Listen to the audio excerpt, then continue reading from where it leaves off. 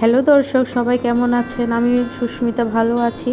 আজকে আপনাদের সামনে হাজির হয়েছি নতুন একটু রেসিপি নিয়ে। আজকে বানাবো সনাতন পদ্ধতিতে ঘরে পাতা মিষ্টি দই। আগে দেখতাম দাদু ঠাকুমারা ঘরেই দইয়ের বীজ বানিয়ে সনাতন পদ্ধতিতে মাটির হাঁড়িতে দই বসাতো। কিন্তু সময়ের বিবর্তনে অনেক রকম ইকুইপমেন্টস তৈরি হওয়াতে, এই ধরুন ওভেন, তারপর হলো দই মেকার, এগুলো তৈরি হওয়াতে আমরা অতি সহজে ওভেন আর দই মেকারে ইজিলি টক দই, মিষ্টি দই বানিয়ে থাকি।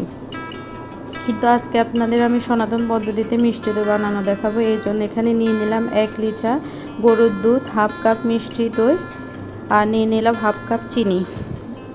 এখানে মিষ্টি দই থেকে আমি পানি ঝরিয়ে নিয়েছি।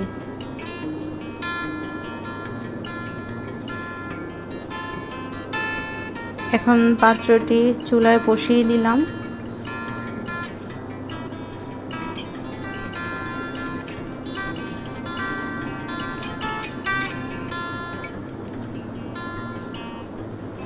আস্তে আস্তে জাল করে নিব।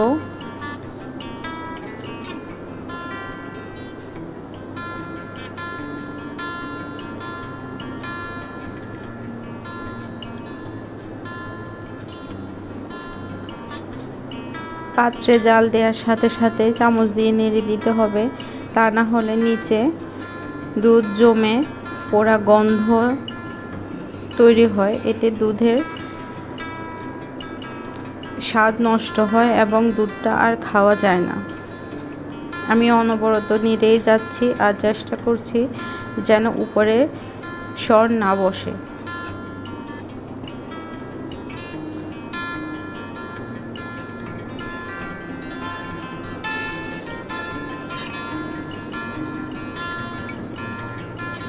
দিয়ে দিলাম হাফ কাপ চিনি।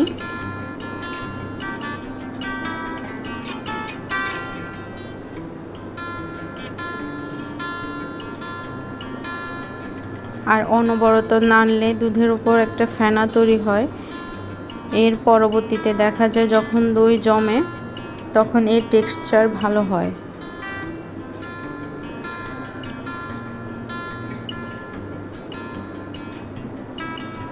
আমি অনবরত নাড়ছি। আর এতে আমি কোনো সুগার ক্যারামেল ইউজ করব না, কারণ আমি যে মিষ্টি দই বীজ হিসেবে দিব ওটার কালার এবং সুগার দিয়েছি, তখন দই আর দুধের কালারেই দইয়ের একটা ভালো কালার চলে এসে যায়।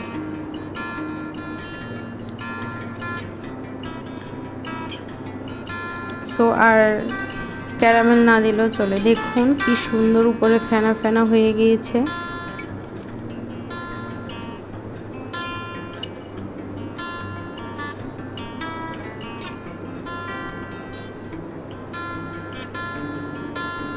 আমি সর জমতে দেইনি। দেখুন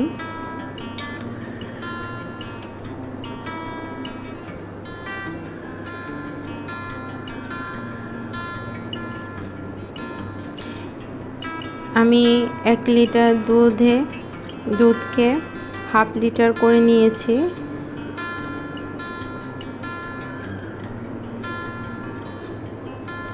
যতটুকু দুধ ব্যবহার করবেন তার চেয়ে অর্ধেক করলে দইয়ের টেক্সচার ভালো হয়।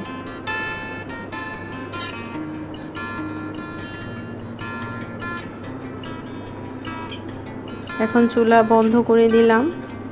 দেখুন এখানে হাফ লিটার করে নিয়েছি আমি। আর চলে এলাম মিষ্টি দই। আগের যে দেখিয়েছিলাম হাফ কাপ মিষ্টি দই, ওই দইটা আমি ভালোভাবে ফাটিয়ে নিয়েছি। দেখুন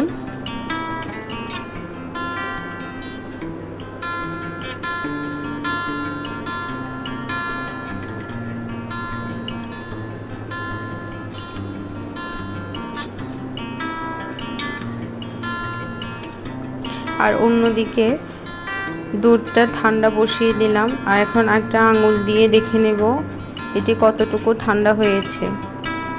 আপনি যদি আঙুল চুবিয়ে 10 সেকেন্ডের মতো এটি সহ্য করতে পারেন তাহলে মনে করবেন এটি দই বসানোর জন্য পারফেক্ট। এখন কুসুম কুসুম দুধ থেকে 2 চামচ দুধ আমি দইয়ের মধ্যে ঢেলে নিয়েছি। এখন ভালোভাবে মিক্সচার করে নিব। দইয়ে আগে থেকে দুধ মিক্সচার করলে পরবর্তীতে ওই দইটা দুধে মিশালে দইয়ের টেক্সচার ভালো হয়, দইটা খেতেও ভালো লাগে, ভালোভাবে দইটা জমে। অনেকে না ফাটিয়েই দিয়ে দেয়, তখন দেখা যায় দইটা ছেড়ে ছেড়ে যায়, ভালোভাবে মিক্স হয় না। দেখুন আমি ঢেলে দিব। আর এই মিষ্টি দইয়ের কালারে দইয়ের একটা ভালো কালার এসে যায়, আমার এই কালারটাই ভালো লাগে।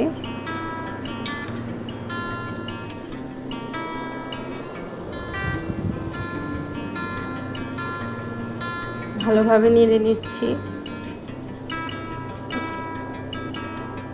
দেখুন একদম ভালোভাবে মিশে গিয়েছে। এভাবে করলে দই ভালোভাবে জমে।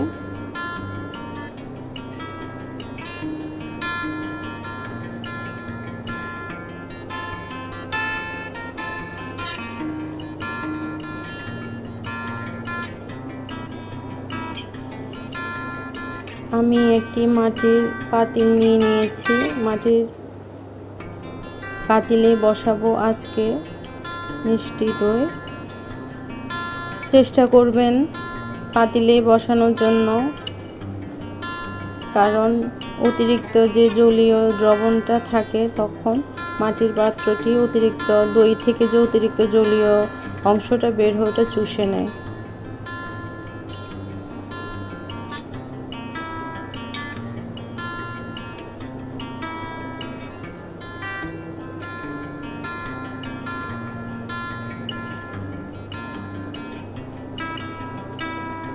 আর ফেনা করাই লাগেনি, কারণ আমি প্রথম থেকেই দুধ অনবরত নেড়ে গিয়েছিলাম, যার ফলে সুন্দর ফেনা হয়ে গিয়েছে উপরে। দেখুন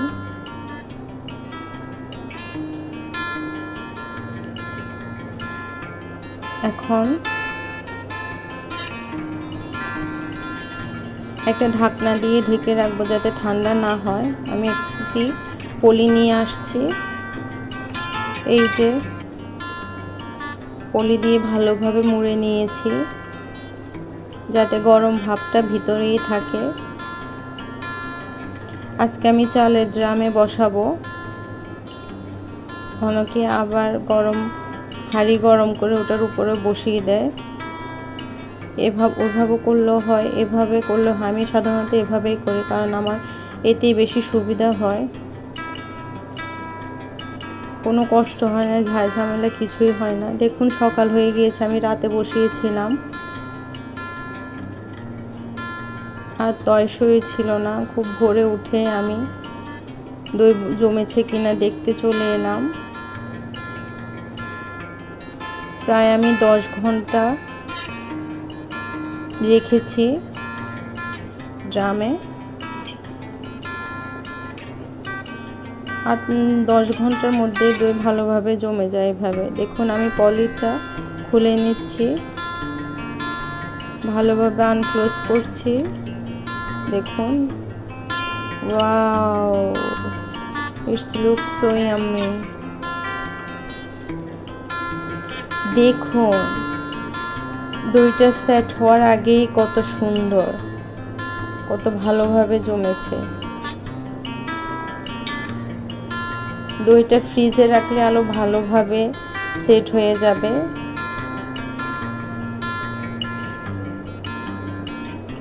এমনিতেও আর সেট হওয়ার দরকার নেই, ভালোই সেট হয়েছে দইটা। এখন আপনাদের দেখাচ্ছি কত সুন্দর জমেছে।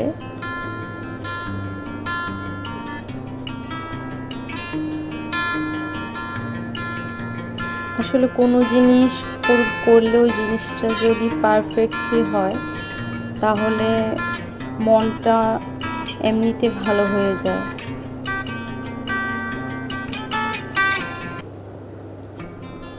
কি বলবো আর, দেখুন আপনারা দেখে বলুন কেমন হয়েছে দেখতে। স্বাদ তো সেই হয়েছে, দইয়ের টেস্ট সেই হয়েছে, কি বলবো।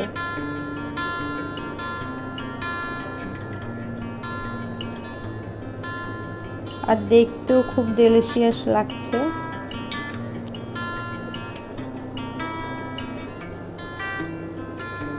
বাঙালির ভুরি ভোজে শেষ পাতে দই না হলে চলেই না।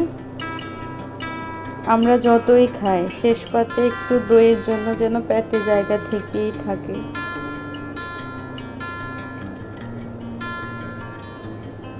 তো এভাবেও আপনারা তৈরি করতে পারেন সনাতন পদ্ধতিতে, কোনো ঝামেলা ছাড়াই ঘরে পাতা মিষ্টি দই।